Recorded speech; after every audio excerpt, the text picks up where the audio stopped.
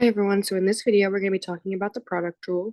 You use the product rule when you're taking the derivative of a function that has a product of two separate functions. So anything like sine x times x squared, anything that it would just be easier instead of like multiplying it out and everything and then taking the derivative, to just take the derivative when it's in this product form.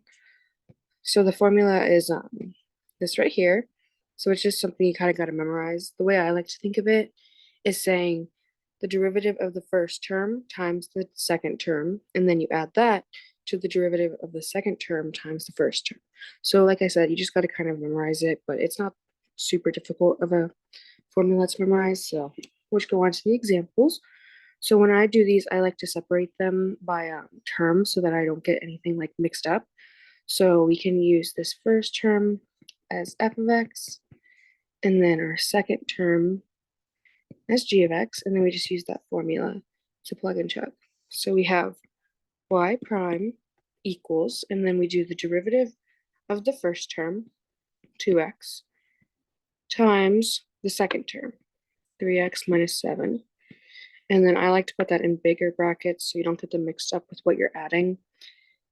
And then plus the derivative of the second term, which is going to be 3, times the first term, which is x squared plus 1.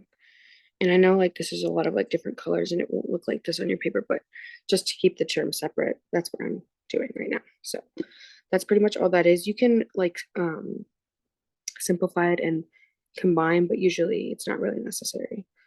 Okay, let's move on to the next one. So like I said, the first one's going to be f of x, the second one g of x, and just plug and chug really. So we have y prime equals the derivative of the first one, which is, use my color, which is 3x squared, times the second one, which would be ln of x, and then big brackets, plus the derivative of the second one, which is 1 over x, times the first, x cubed.